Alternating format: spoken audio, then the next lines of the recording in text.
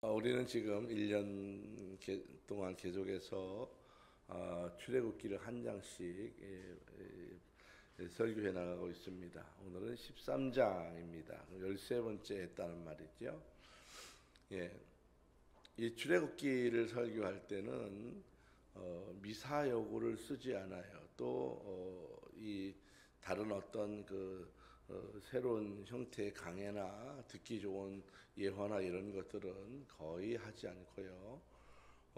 이 출애굽기의 설교는 기독교 안에서 행해지는 가장 중요한 핵심 교리가 무엇인가를 가지고 설교하는 것입니다. 그래서 여러분이 52주 동안의 설교를 잘 들으시면 이게 기독교구나, 이게 하나님을 믿는 것이구나, 이것이 신앙생활이구나 라고 하는 것에 아주 정확한 기준의 교리를 들으실 수 있습니다.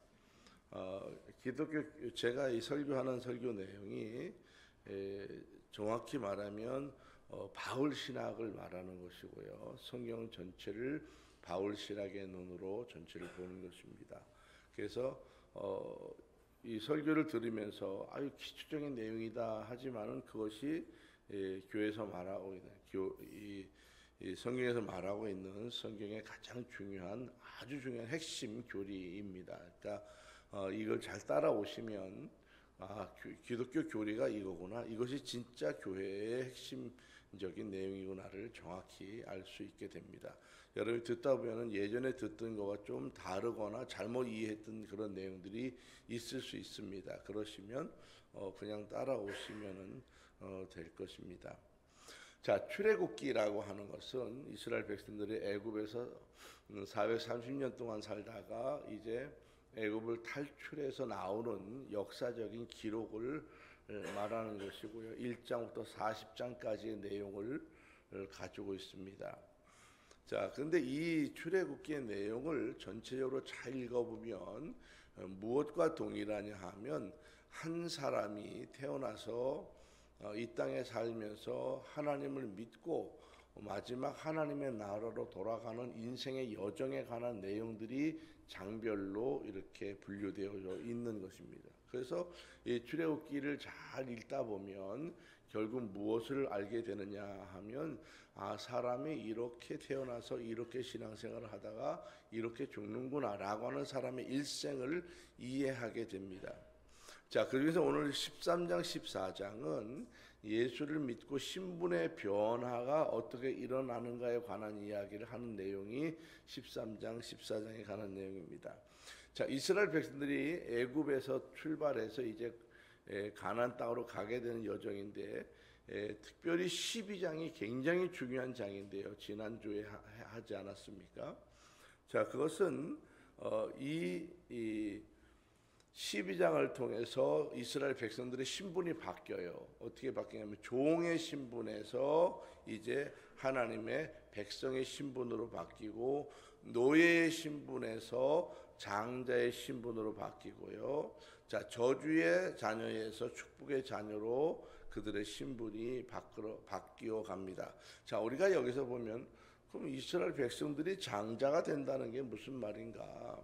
장자 그러면 가족 가운데 첫 번째 아들이 장자인데 왜 성경은 이스라엘 백성들을 자꾸 장자라고 말하느냐 하면 바로 온 세상에는 수없이 많은 그 종족들이 존재합니다. 소수 민족들이라고 그랬죠. 뭐 대민족도 있고 소수 민족도 있고 다 이렇게 있지만요. 예를 들어 우리나라는 한민족이잖아요. 한국의 민족. 물론 뭐 따지면 다 또 계파가 있지만 어쨌든 같은 주류의 민족을 한민족이라고 말하고요. 중국 같은 경우에 중국의 주류를 이루는 사람들은 한족이라고 말합니다. 한족. 그 외에는 뭐 우리나라에서 온 사람은 조선족이라고 말하고요. 저기 이 키르기스탄이나 이런 쪽에 러시아 북방으로 올라가면 또 뭐라고 그래요? 그래서 고려인이라고 말하죠. 고려인이라고 말하고요. 이렇게 이제 말합니다. 그래서 민족들이 되게 많아요. 그런데 이스라엘 민족이라고 하는 것을 왜 자꾸 장자라고 말하느냐 하면 그 이스라엘 민족을 통해서 세상을 이끌어갈 수 있는 리더의 나라로 바꿔 가시겠다라고 해서 그들을 장자라고 부르는 것입니다. 자, 그러면 이들이 장자권을 갖고 장자가 되기 위해서는 하나님께서 그들에게 주시는 삶의 원칙들이 있습니다.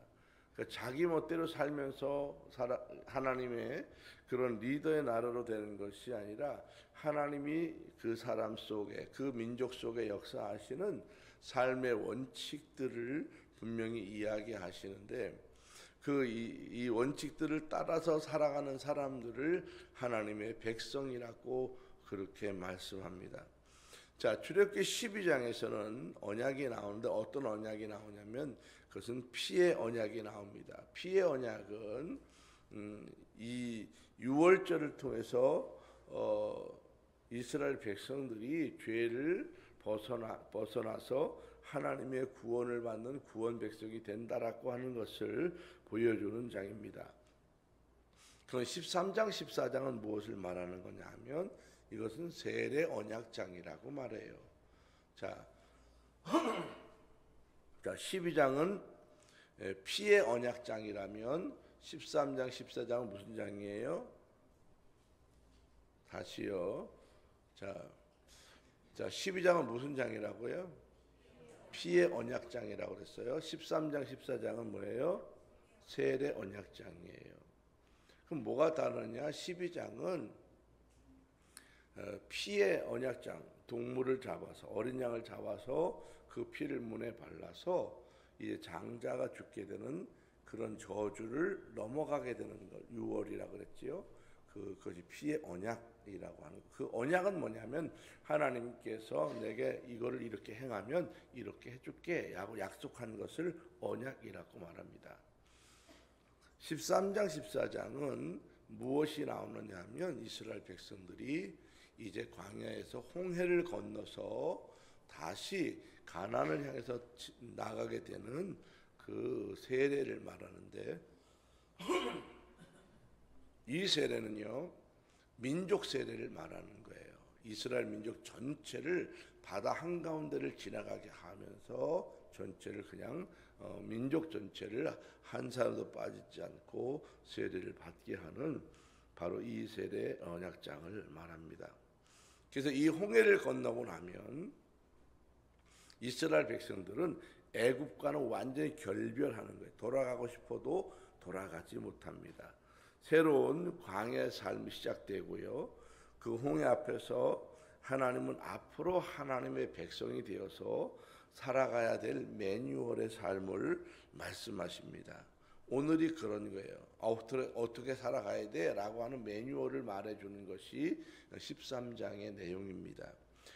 대학에 입학을 하면요, 입학하자마자 바로 수업을 해주는 것이 아니라 첫 번째 하는 게 뭐냐면 오리엔테이션이라고 하는 걸 해요. 이 오리엔테이션이 굉장히 중요해요. 왜냐하면 졸업할 때까지 자기 전공은 몇 학점을 짜야 되고, 교양은 몇 학점을 짜야 되고, 또 자기가 수업 일수는 얼마나 나와야 되고, 또 이런 과정은 어떤 과정이 되는지를 말해주는 것을 이제 이 오리엔테이션이라고 말합니다. 그래서 자기에게 주어진 이 오리엔테이션을 잘 받고 알아야만 졸업할 때까지 거기에 맞춰서 학점을 따고 정확하게 졸업해 나갈 수 있게 됩니다. 요새 대학을 졸업하려면 주로 무슨 시험을 보는가요? 패스 시험이 있지 않아요? 예? 요새는 그거 안 봐요? 국어 시험인가? 네, 졸업할 때까지. 대학은 졸업 논문을 안 쓸 건데 요새 쓰나요? 예, 요즘은 대학원생들 졸업 논문을 안 쓰는 경우가 되게 많아요. 예, 적어도 이제 학사를 졸업하게 되면 뭐 좀 세게 나가는 그런 학교들은 영어 점수는 어디까지를 받아야 된다. 그다음에 국어 시험은 어디까지 봐야 된다. 그런 걸 요구하지요. 이제 자격 시험들을 요구하기도 하고요. 또 그런 게 없는 학교들은 그냥 일단 들어오기만 해. 돈만 잘 내고 다녀. 뭐 이런 학교도 또 있고요. 보통 석사를 졸업했다 그러면은 영어 패스를 거의 하고 전공 패스를 했다고 하는 말이고요. 박사 패스를 했다고 하는 것은 영어 패스를 하고 전공 패스를 하고 그다음에 논문 패스를 하고 그다음에 제 3회 외국어까지를 패스했다라고 하는 것을 말하는 것입니다. 그래서 단계별로 그만큼 공부를 해야만 졸업한다. 이제 이것도 일종의 그들이 수업하는 매뉴얼이라고 볼 수 있습니다.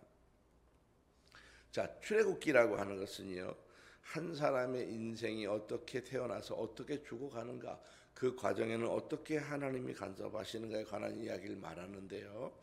자, 출애굽기를 이 칼로 만약에 딱 자른다면 몇 장에서 잘라지느냐 하면 12장에서 잘라져요. 딱 정확하게. 12장에 뭐가 나와요? 큰만 가르쳐 들었잖아요. 피의 언약이 나와요. 예, 피의 언약이 나와요. 피의 언약이라고 하는 것은 예수님이 십자가에 돌아가셔서 우리의 죄를 대신 지고 돌아가셔서 우리의 죄를 용서해 주는 그 사건과 이제 연결되는 사건을 말하는 것인데, 출애굽기 12장은 양을 잡아서 양의 피를 문에다 바르고 이제 그 죽음의 저주가 그 집에서 넘어가는 사건을 말하는 것입니다. 이것을 통해서 하나님이 지시한 대로 예배를 드려서 그들이 살아남는 거예요. 이것이 언약 사건이고 유월절입니다. 자, 그러면 12장이 되기까지 11장까지 나오는데 1장부터 11장까지는 정확히 말하면 하나님이 사람에게 찾아오는 과정을 말하는 거예요. 1장부터 11장까지는. 여러분, 우리가 이 착각하는 게 뭐냐면 내가 교회를 왔다고 생각하는 사람 많아요. 근데 사람은 스스로 교회를 오지 못해요. 절대 스스로 교회 오지 못. 내가 교회 가고 싶어서 갔다고. 아니에요. 하나님이 인도하지 아니하면 그 영혼은 오지 못합니다. 하나님이 그 사람에게 찾아가서 교회 가도록 하지 않으면 교회 나오지 못해요. 자, 내가 교회를 나왔다고 하는 것은 일단 하나님의 은혜인데 어떤 형태로든 그 사람에게 하나님이 찾아가요. 그럼 어떻게 찾아가느냐? 어떤 사람이 내게 와서 소개를 해. 교회 소개하든지 예수 믿는 소개하든지 이런 소개를 통해서 내가 교회 나오는 사람이 있어요. 이것도 찾아오는 것이고요. 또 어떤 사람은 병을 만나가지고 이 병 때문에 내가 죽을 고비를 만나서 내가 하나님께 가야 되겠다라고 하는 사람. 또 어떤 사람은 사업이 망해. 그래서 사업이 완전히 망해서 손을 쓸 수 없는 지경에 이르러서 무너졌어요. 그래서 내가 그래도 교회 가야 되겠다. 그래서 내 교회 오게 되는 사람. 또 뭐 여러 가지 모양으로 오는데 어떤 사람들은 태어날 때부터 부모님이 예수를 잘 믿었기 때문에 뱃속에서부터 교회를 다니고 예수를 믿게 되는 그런 사람. 자, 중요한 것은 사람마다 다양한 형태로 하나님이 찾아오신다는 거예요. 다 똑같지 않아요. 다 똑같지 않아요. 그 사람은 그 사람 나름대로의 하나님이 만나주신 기록을 갖고 있는 거예요. 누구나 다 똑같을 수는 없습니다. 이 과정이 어떤 사람은 평생을 걸리는 사람도 있어요. 그래서 평생 동안 하나님이 찾아가서 계속 그랬는데도 불구하고 하나님께 나오지 못하는 사람이 있는가 하면 정말 마지막 죽음의 문 앞에서 하나님을 만나서 이제 구원을 받아서 하나님 앞에 가는 사람도 있고요. 자, 어떤 사람은 한 방에 일찍 예수를 믿어서 그냥 그렇게 오는 사람도 있습니다. 어떻게 되었든지 교회에 나오게 되었다면 1장부터 11장까지의 과정을 말하는 것입니다. 자, 그리고 12장은 뭐냐 하면 이제 교회 나온 거예요. 12장은. 그리고 6월달 단계에서 피의 제사가 있습니다. 그러면 하나님 앞에 나왔다고 해서 바로 은혜를 받거나 특별한 은총의 단계로 들어가는 것은 아니라는 거예요. 그 교회 다닌다고 해서 다 복을 받거나 잘 되거나 뭐 형통해지거나 뭐 그렇게 되는 것은 아니라는 것입니다. 그것은 인간이 갖고 있는 죄가 있어서 이 죄의 문제가 해결되기까지 많은 어려움들이 있기 때문에 그렇습니다. 자, 지난주에 죄가 뭐냐라고 하는 것에 대해서 분명히 설교를 했습니다. 사람들이요, 교회를 다니지만은 수많은 사람들에게 죄가 뭡니까? 라고 물어보면요, 하나같이 이 죄에 관한 내용을 말하는 건 맞아요. 그런데 성경에서 말하고 있는 죄를 말하는 건 아니에요. 죄가 뭐냐? 여러분, 죄가 무엇입니까? 우리가 죄 그럴 때 아이고 뭐 사람에게 거짓말한 것도 죄요, 속인 것도 죄요, 사기친 것도 죄고, 죽인 것도 죄고, 훔쳐온 것도 죄고, 뭐 이런 죄들을 다 말해요. 죄는 죄지만 이것은 성경에서 말하고 있는 인간의 근본적인 죄를 말하는 것은 아닙니다. 이런 죄 때문에 여러분 지옥 가지 않아요. 여러분이 누굴 죽였다고 지옥 가지 않아요. 여러분이 누구에게 사기를 쳤다고 해서 지옥 가지 않아요. 술을 많이 먹었다고 해서 지옥 가는 것도 아니고요. 담배를 피웠다고 지옥 가는 것도 아니고요. 여러분이 어떤 짓을 했다고 해서 그것 때문에 지옥 가는 것은 아닙니다. 성경에서 말하고 있는 죄라고 하는 것은 관계의 죄입니다. 관계의 죄. 이 관계의 죄라고 하는 것은 하나님은 창조자이고 인간은 피조물이라고 하는 거예요. 그래서 창조자와 피조물 간에 관계가 있는데 이 관계의 도리를 지키지 않았을 때 그거를 죄라고 말하는 거예요.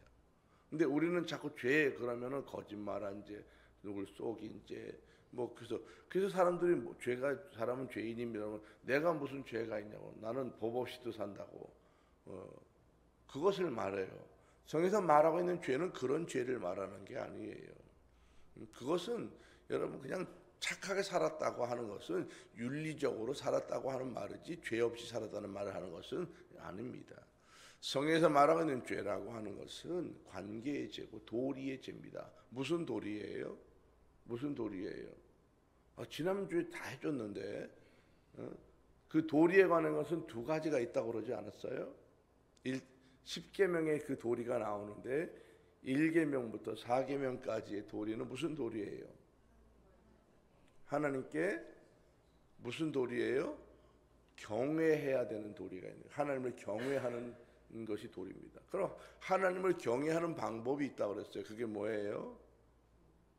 하나님을 경외하는 방법이 뭐예요? 예배를 드리는 거예요. 예배를 드리지 않으면 그것이 뭐예요? 곧 죄인 거예요.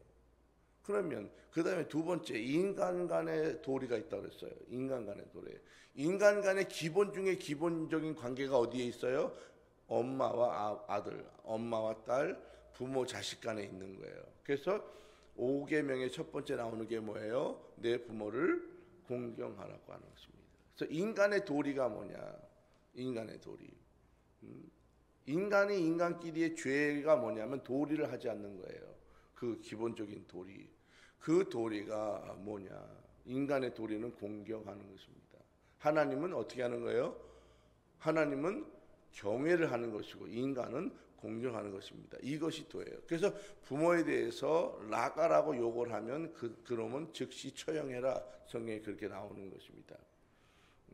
자, 죄라고 하는 것에 대해서 이해를 분명히 오늘 잘 하셔야 돼요. 이제 이 죄에 관해서 여러 번 또 이제 말씀을 드리겠지만은 이 죄에 관한 개념을 분명히 이해를 하셔야만 성경을 바르게 이해하고 볼 수 있습니다. 자꾸 죄 그러면 사기친 죄, 누굴 죽인 죄, 뭐 악해서 누굴 뭐 살해한 죄 이런 죄를 말하고요.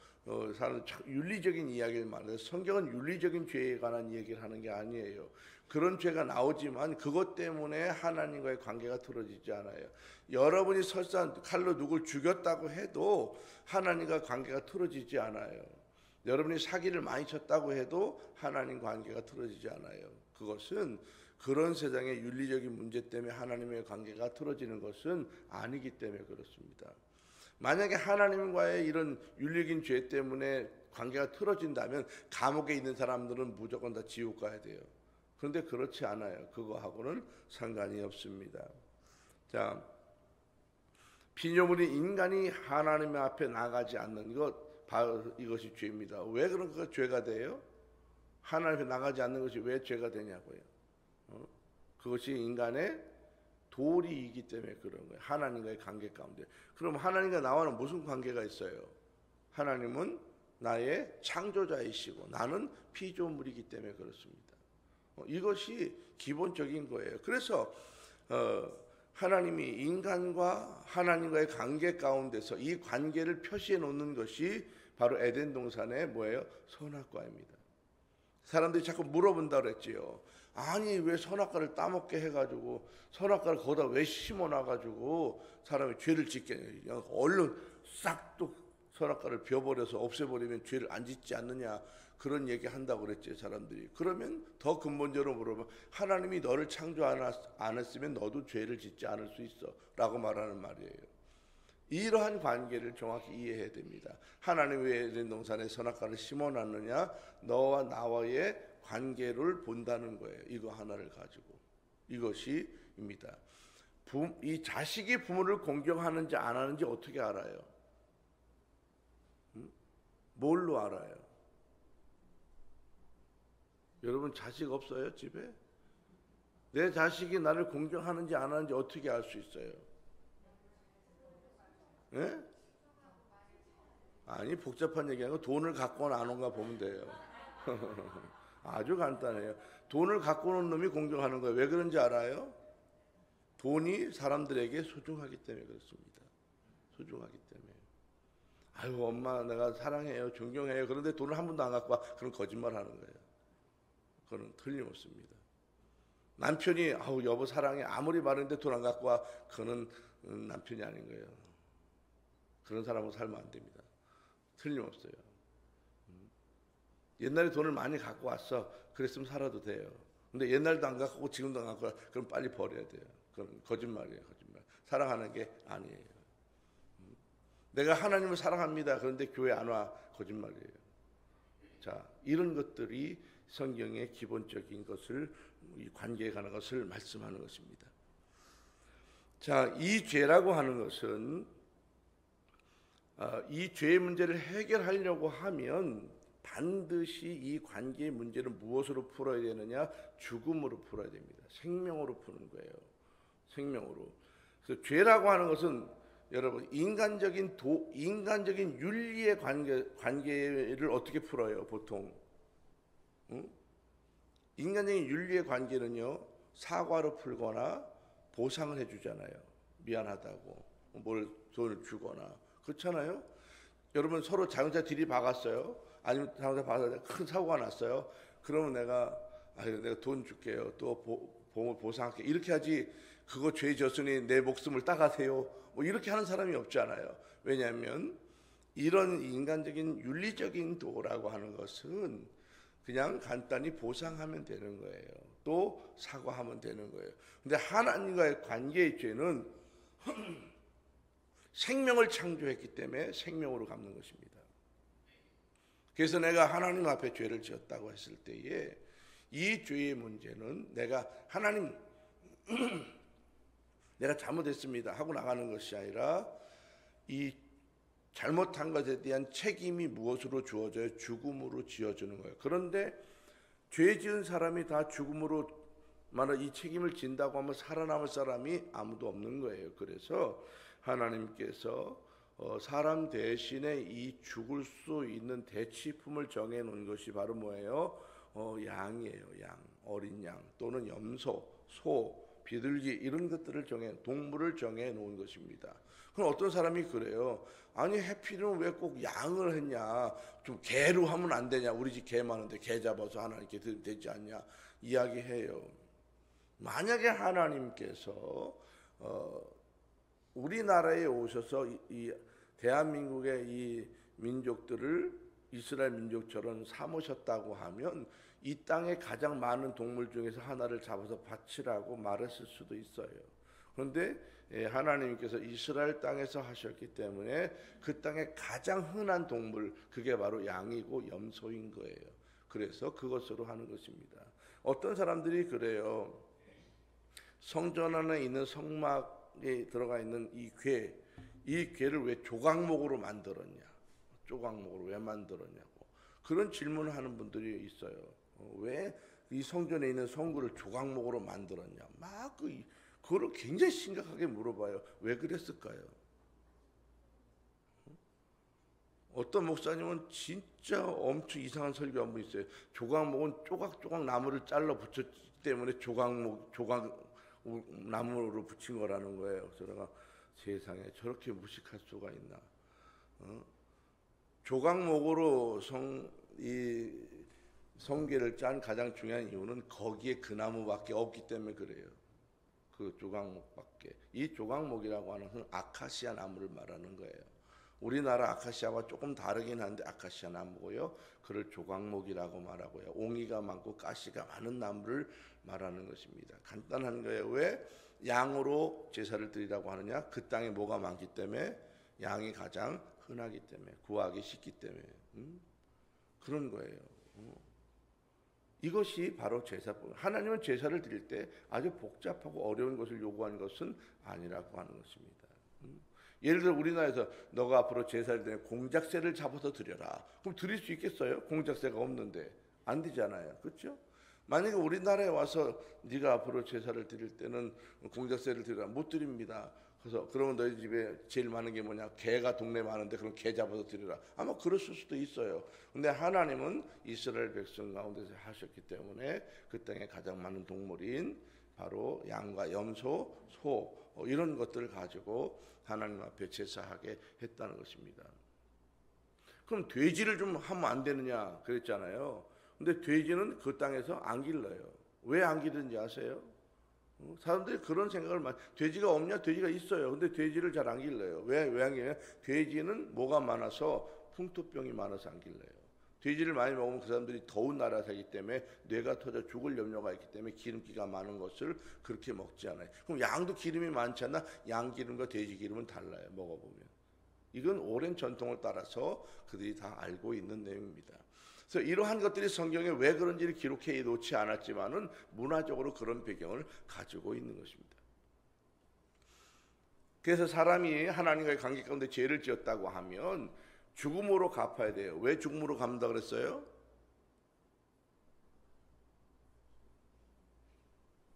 하나님이 나를 생명으로 창조했기 때문에 하나의 관계를 어기면 그 생명을 회수하는 거예요. 이것이 죽는다는 것입니다.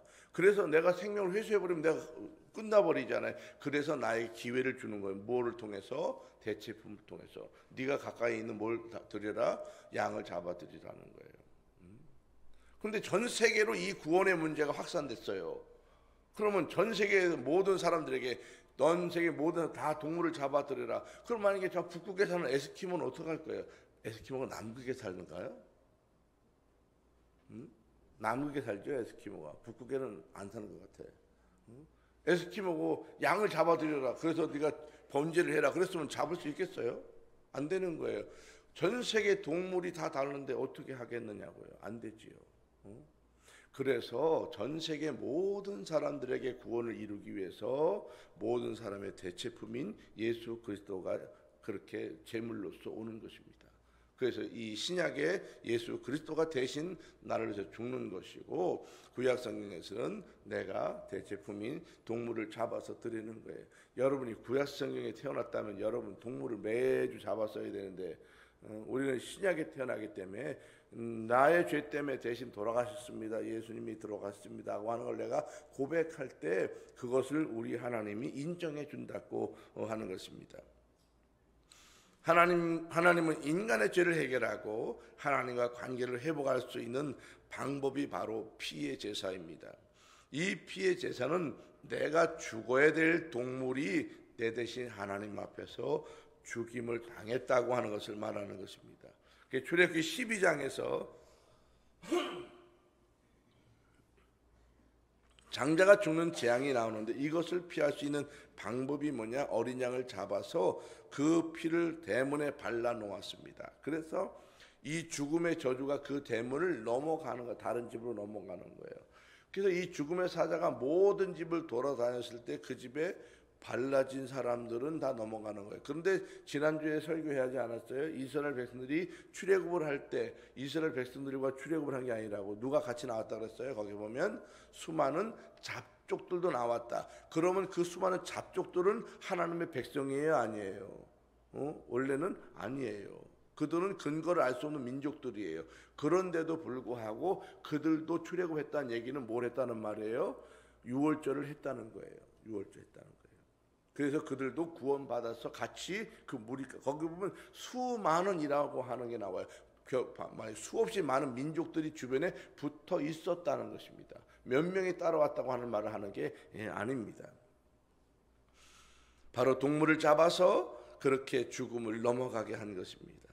이것이 신약에 와서는 동물 대신에 예수님이 십자가에 돌아가셨습니다.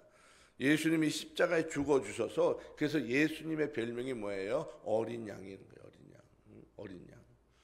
내가 죽을 것을 예수님이 동물처럼 내 대신 죽어주셨습니다. 이것을 그대로 마음에 믿기만 하면 너는 죄가 없는 것으로 쳐주겠다. 그렇게 인정해 주는 것입니다. 내가 이것을 믿는 것을 믿음이라고 말해요. 그럼 믿음이 뭐냐? 여러분, 나는 하나님을 믿습니다. 나는 예수님을 믿습니다. 나는 성령님을 믿습니다. 그럴 때 이 세 가지는 다른 말이에요. 이게 어떻게 다른지도 모르고 막 써요. 그렇죠? 다 막 써요. 믿습니다 말했어요. 하나님 믿습니다. 예수님 믿습니다. 성령님을 믿습니다 라고 할 때 이 세 가지 믿는다는 말은 다른 말이라는 거예요. 왜 다른 말이냐 하면 성부와 성자와 성령은 다 직임이 달라요. 성부의 직임이, 그러니까 한마디로 말하면 업무가 좀 달라요. 교차되는 업무가 있고 서로 고유의 업무가 있습니다. 성령님의 업무가 있고 성부 하나님의 업무가 있고 예수 그리스도의 업무가 달라요. 내가 예수를 믿는다라고 말하는 거예요. 여기서 예수를 믿는다고 말하고 있는 것은 예수님이 내 대신 십자가에 못 박혀서 돌아가셨습니다. 그것을 내가 믿습니다라고 말하는 것이 예수 믿습니다라고 말하는 거예요. 나는 예수님 믿어요 라고 하는 말은 그 말입니다. 그럼 하나님 믿습니다라고 하는 건 무슨 말이에요? 나는 하나님을 믿습니다. 하나님을 믿는다고 하는 말은요, 그가 창조자라고 하는 걸 믿는 것이고요, 그가 모든 것을 운행하시고 인도하시고 나를 이끌어 가신다고, 내 인생을 이끌어 가신다고 하는 것을 믿는 거예요. 그 하나님은 때로 어떤 사람은 지옥에 집어넣고 어떤 사람은 천국에 집어넣고 또 온 세상의 역사를 주관하신다고 하는 것을 믿는다는 것, 이것이 하나님을 믿는다고 하는 말입니다. 성령님을 믿습니다라고 하는 것은 무슨 말일까요?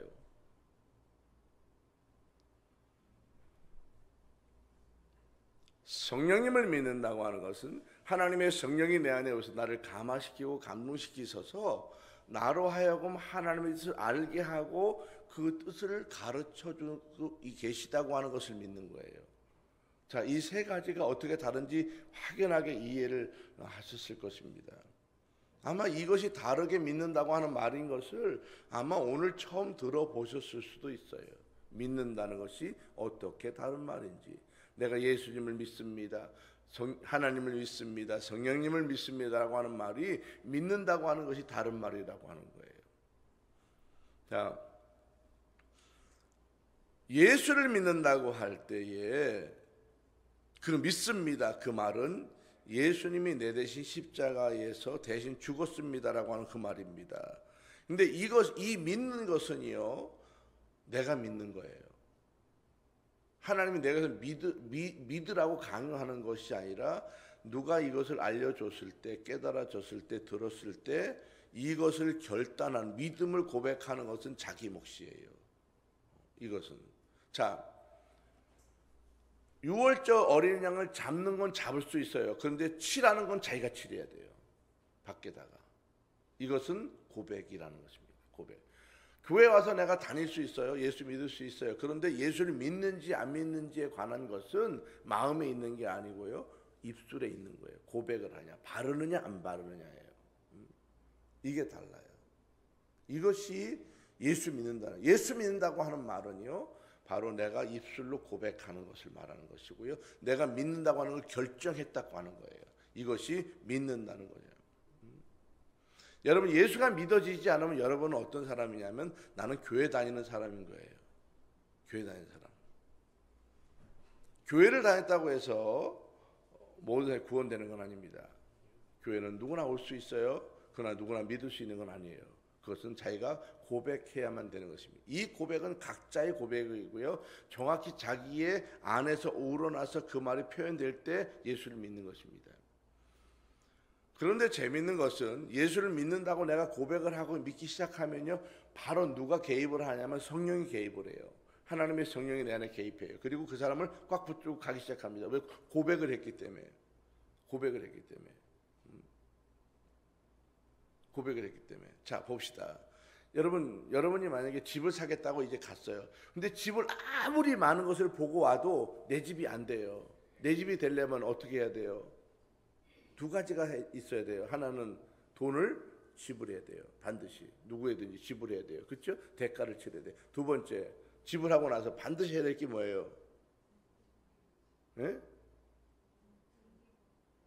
등기를 해야지. 등기를 해야지. 그렇지 않아요? 여러분, 시간이 가지면 잠깐 재밌는 얘기 해줄게요. 여기 이 수택동에 가면 제자교회라고 있어요. 우리 같은 시차인데 그 교회가 빚이 많아서 교회를 팔았어요. 그래서 두 개로 나눠졌어요. 근데 한쪽에 있는 교회가 거기 있는 안소 집사님 두 분이 그 교회를 40몇 억에 팔고 빚을 갚고 이제 그 교회를 7억을 주고서 다시 8억 4천만 원을 주고 이제 그 교회에서 전세로 살기를 했어요. 교회를 이제 그 건물을 사신 분이 또 장로님이에요. 장로님이 사서 그 교회에다 임대를 줬어요. 8억 4천만 원에. 그리고 1억 4천만 원은 리모델링 하기로 하고 7억의 계약을 이제 하기로 하고 전세를 줬습니다. 교인들이 그렇게 하고 들어가서 이제 드디어 거의 3년 살았어요. 그런데 어느 날 주인이 와서 이제 나가십시오 그랬어요. 그래서 우리가 왜 나가냐고 했더니 너희들이 왜 여기 사냐, 아무것도 없는데 뭐가 있냐, 우리 전세로 살았다고. 그러면 계약서를 갖고 오세요. 그랬더니 계약서가 없는 거예요. 계약서는 말로 했대. 말도 안 되는 소리 하는 거예요. 그래서 그 장로님을 잡아왔어요. 이 장로님이 이거 다 계약하지 않았느냐? 맞다고. 근데 이 계약은 실제 우리 아들 거예요? 그러고 빠져나갔어요? 그럼 실제 누구 거예요? 아들 거예요. 말은 누가 했어요? 그 아버지 장로님이 했어요. 계약은 누가 했어요? 그 안수 집사님 두 분 했어요. 말로 했대. 이게 되겠어요? 결국은 쫓겨나게 됐어요. 지금 제가 노예 서기라서 그 문제를 지금 재판하는 것에 대해서 지원하고 있습니다. 이 문제를 좀 해결해 가고 있는 거 얼마나 어려운지 몰라요. 이런 문제는 정말 복잡하고 어렵습니다. 8억 4천만 원이 그냥 뜯기는 거예요. 그대로 길거리에 나가는 거예요, 교회가. 여러분, 이것입니다. 내가 예수를 믿어요. 교회 왔어요. 그런데 제일 중요한 게 뭐예요? 내가 예수를 믿습니다라고 입술로 말하는 거예요. 고백하는 거예요. 이것이 계약하는 겁니다. 그러고 나면 어떤 일이 벌어지느냐? 여러분, 집을 계약해서 등기를 쳐요. 그럼 그 집을 누가 보호해 주는 줄 알아요? 그 집을 누가 보호해 줘요? 국가가 보호해 주는 거예요. 그때부터 그 등기를 유지하고 있는 거예요. 마음대로 바꿀 수 없어요. 그거는 마음대로 못 바꿔요. 왜? 그 사람 이로 등기가 끝났기 때문에 국가가 쥐고 있는 거예요. 못 건들게끔. 이렇게. 이게 바로 내가 예수 믿습니다라고 내가 입술로 고백했으면 그때부터는 하나님의 성령이 내게 오셔서 내 마음에 딱 붙어가지고 그래, 네가 믿는 게 맞아라고 하는 것을 굳건하게 해주는 거예요. 이것을 성령의 조명이라고 말해요. 성령의 조명. 성령이 나를 밝게 비춰주고 환하게 해주고 확신을 주고 깨닫는 것입니다. 그래서 예수를 믿다가 핍박이 왔을 때 수없이 많은 사람들이 순교당하는 거예요. 왜 순교지에서 왜 수없이 막 죽어요? 그냥 아니라고 거짓말하면 되는데 아니죠. 우리나라 일제 36년 기간 동안 수없이 많은 교인들이 죽었습니다. 그때 와서 뭐랬어요? 예수님 이 그림 하나 갖다 놓고 이거 밟고 지나가면 너가 안 믿는 것으로 인정해 주겠다고. 그래도 안 밟고 가잖아요. 그 밟았다고 집에 가서 다시 안 믿는다고 말하고 집에 가서 다시 믿습니다 하면 되는데 왜 그거 밟고 나가서 목숨이 잘라져서 불에 태워서 칼에 찔려서 창에서 죽게 됐느냐는 거예요. 왜 그럴까? 그게 성령의 보증이 있으면요 한번 믿어진 예수 그리스도는 부정이 되지 않아요. 목숨과 바꾸는 것입니다. 이게 신앙이라는 거예요. 믿음이 뭐냐? 믿음이라고 하는 것은 목숨과 바꾸는 것이 바로 믿음이에요. 그래서 내가 목숨과 바꿀 정도의 신앙이 아니다? 그건 아직 믿는 게 아니에요. 왔다 갔다 믿고 믿으려고 하고 있는 과정이에요. 어떻게 보면 아직 11장에서 12장까지 왔다 갔다 있는 거예요. 예수를 믿는다고 하는 것은 예수님을 믿는 것 때문에 내가 목을 내놓을 수 있을 정도 되면 그것을 믿음이라고 말하는 것입니다. 자, 예수를 믿는 것은 하나님이 나를 강제로 믿게 할 수는 없습니다. 그것은 하나님이 사람을 창조하실 때에 그 사람마다 인격자로 창조하셨기 때문에 믿음이라고 하는 것은 반드시 자신의 결정으로 되어지는 것입니다. 강제로 못 믿게 해요. 내 애들이라고 믿게 못해요. 마음대로. 쉽지 않아요. 어릴 때는 되지요. 어릴 때는 왜 생존이 걸렸기 때문에 따라오는 거예요. 근데 애들이 생존의 문제에서 벗어나는 순간부터 안 믿어요. 왜? 믿음이 무엇인지를 정확히 보여주지 않았기 때문에 그런 것입니다. 자, 교회에서 세례를 받는다고 하는 것은 뭘 말하는 거냐? 12장에서 이제 피의 언약이 끝났다고 하는 것을 말하는 것입니다. 교인이 세례를 받아서 이제 그때부터 신앙의 출발점이 되는 것입니다. 자, 신입사원이 이제 이 회사에 들어와요. 그러면 보통 3달 동안 어떤 과정을 거쳐요? 수습이라고 하는 과정을 거치지요. 적응할 수 있나를 보잖아요. 그리고 나면 이제 한 3달쯤 지나고 나면 어떤 데는 뭐 1년, 어떤 6개월 이렇게 수습 기간이 지나고 나면 이제 무엇을 해줘요? 당신은 이제부터 정식 직원입니다라고 해주잖아요. 그렇죠? 우리가 교회 왔다고 해서 교인입니다라고 말할 수는 없어요. 교회 와서 내가 예수를 믿고 세례를 받은 이후부터 당신은 교인입니다라고 말하는 거예요. 지금은 예수 믿는 사람이 하도 없으니까 교회만 오기만 하면 일단 세례를 막 주는 거예요. 믿든 안 믿든 상관없어. 그냥 믿는다고 쳐. 믿기로 했다고 말해. 막 억지로 주는 거예요. 근데 실제는 믿는지 안 믿는지 몰라. 그렇죠? 근데 지금 시대가 그렇습니다. 그러나 그렇게라도 믿다 보면 어느 날 믿어질 수 있습니다. 믿고 안 믿건 그 사람의 문제에 있지만은 믿음이라고 하는 반드시 외부의 내용이 아닌 자기 내적인 것의 고백으로부터 출발하는 것입니다. 예수님이 나 때문에 죽었습니다. 내 죄 때문에 죽었습니다. 이 죄는 무슨 죄라고 그랬어요?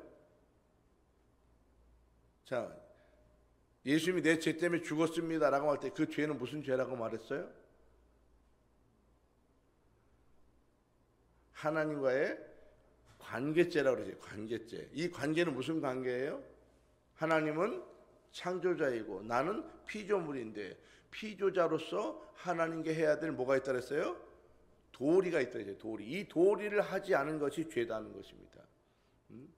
그래서 그랬잖아요. 성경에 이 10계명 중에 5계명 이하의 인간과의 관계인데 그 첫 번째 도리가 뭐예요?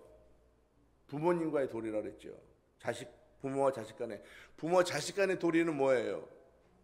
부모를 공경하는 거였죠. 그 이웃과의 도리는 뭐예요? 지난주에 다 해줬어요. 절규를. 10계명의 10번째 계명 중에 이웃과의 도리는 뭐예요? 이웃을 존중해 주는 거라고 그랬잖아요. 이것이 사랑하는 거라고. 내가 부모님을 사랑합니다 할 때 부모님에게 공경으로서 도리를 하는 거예요. 그 공경의 표를 뭐로 보는 거예요? 예, 머니로 보는 거예요. 그건 제 해석이에요. 제 해석. 성경에 나온 해석은 아니고요. 제 해석이에요. 그러면 하나님은 경외를 하는 것이 도리예요. 이 경외를 하는 표시가 뭐냐는 거예요. 예? 예배를 드리는 거예요. 이해가 되셨어요, 이제? 이게 굉장히 기본적인 그 교리인데요. 이 교리를 너무나 다르게 배웠기 때문에 이 성도들이 이 기본적인 아주 기본적인 도리를 이해하지 못하거나 잘못 알고 있는 경우가 너무나 많아요. 이 기본적인 도리를 정확하게 이해를 하시고 나면 여러분의 기도가 달라지고요. 여러분의 삶의 생각이 달라지고요, 근본이 달라지고요, 하나님의 역사심이 달라져요. 틀림없이 달라져요. 자, 이 구원은 예수님이 내 대신 십자가에 죽었습니다. 왜 죽었다고 그랬어요? 나의 죄 때문에. 그 죄는 무슨 죄라고요? 하나님과의 관계죄라고 그랬죠. 자, 이것입니다. 이것이 믿어지고 입술로 고백하는 것, 이 고백하는 것이 출애굽기 12장에서 양을 잡아서 밖에다가 피를 바르는 작업이에요. 피를 바르는 것은 내가 발라야 되는 거. 잡아서 내가 먹을 수는 있어, 안에서 몰래. 근데 피를 바르는 것은 내가 해야 되는 거예요. 내가 예수를 믿을 수 있어, 교회 와서. 근데 고백은 내가 해야 되는 거예요. 이 사람의 고백을 내가 대신 해줄 수 없어요. 아들의 고백을 엄마가 대신 해줄 수 없어요. 똑같은 것입니다. 내가 예수 믿는 것은요, 누구도 대신 못해요. 내가 해야 되는 것입니다. 오늘 13장은 바로 구원받은 그리스도인들이 어떻게 살아가는 것이 바른 삶이냐, 이런 것을 보여주는 오리엔테이션이에요. 이 세례받는 것이 14장에 나오는데 13장은 앞으로 예수 믿는 사람들의 바른 신앙생활이 뭐냐라고 하는 것을 가르쳐주는 것이 오늘 13장의 본문입니다.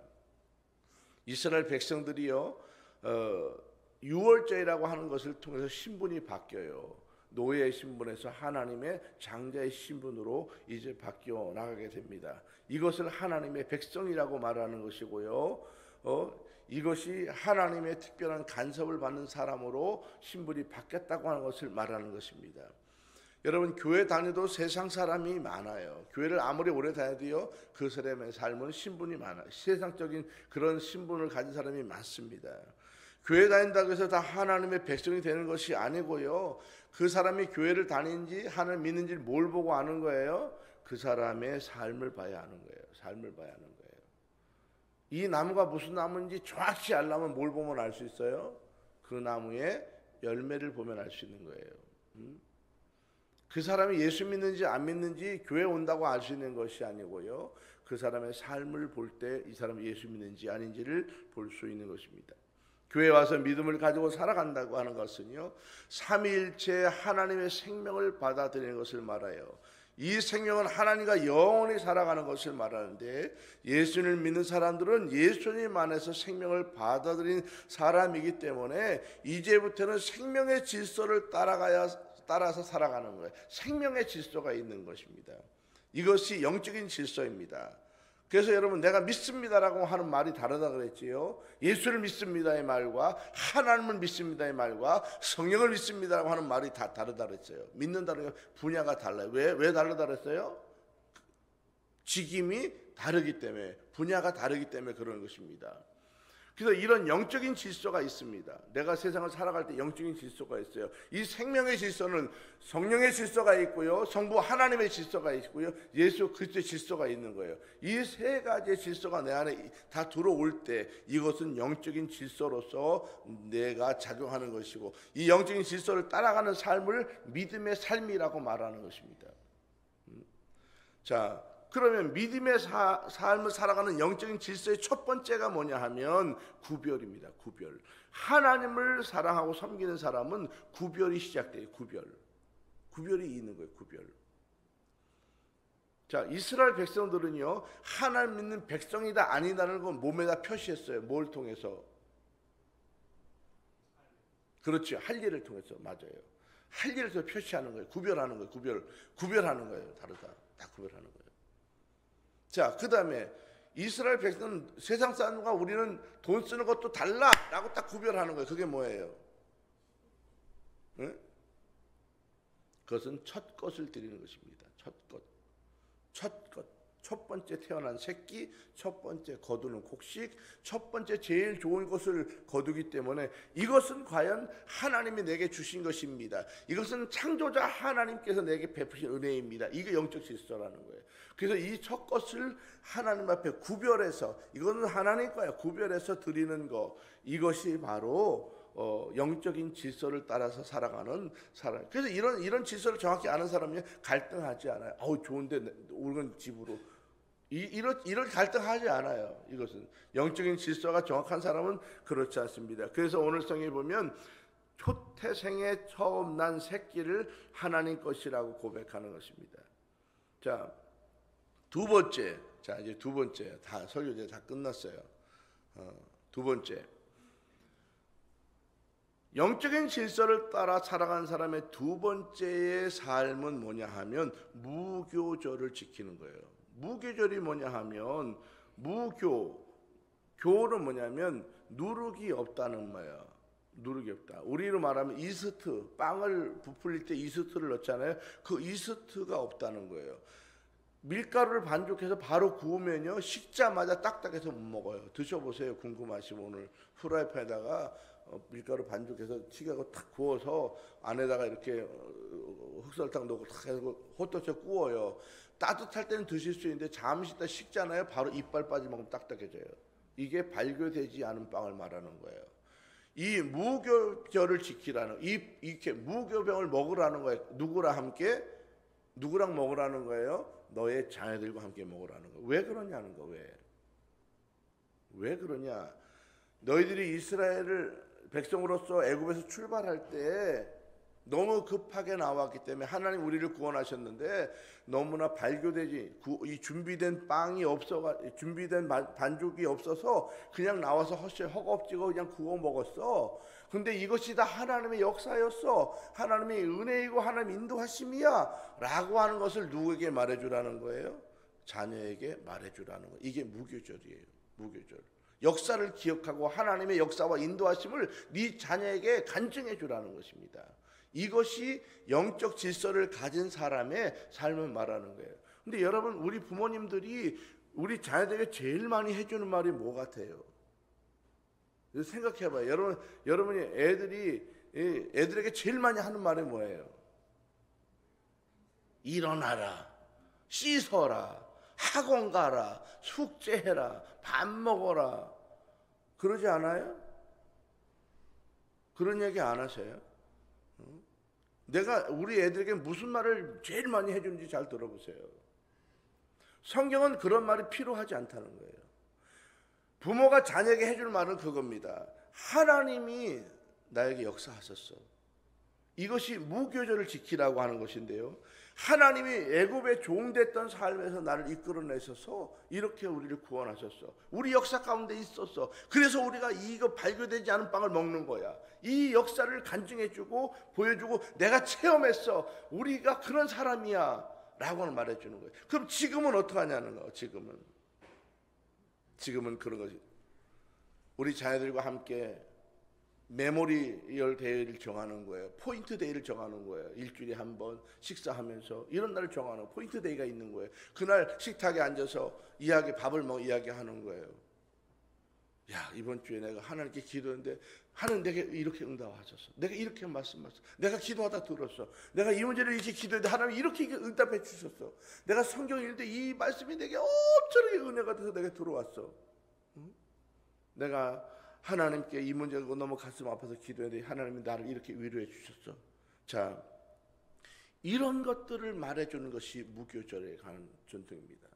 그래서 내가 하나님의 백성입니다라고 고백을 한 사람인 영적 질서가 그것입니다. 자녀와 함께 이 포인트 데이를 정해서 기념의 날을 정해서 일주일에 한 번씩 그 얘기를 해주는 거예요. 그리고 내가 만난 하나님을 그에게 말해주는 것입니다. 그러면 이 아이가 공부해라 뭐 이런 말 필요 없어요. 알아서 간다고요. 알아서 그냥 간다고요. 학원에 가라 필요 없어요. 안 가도 가요.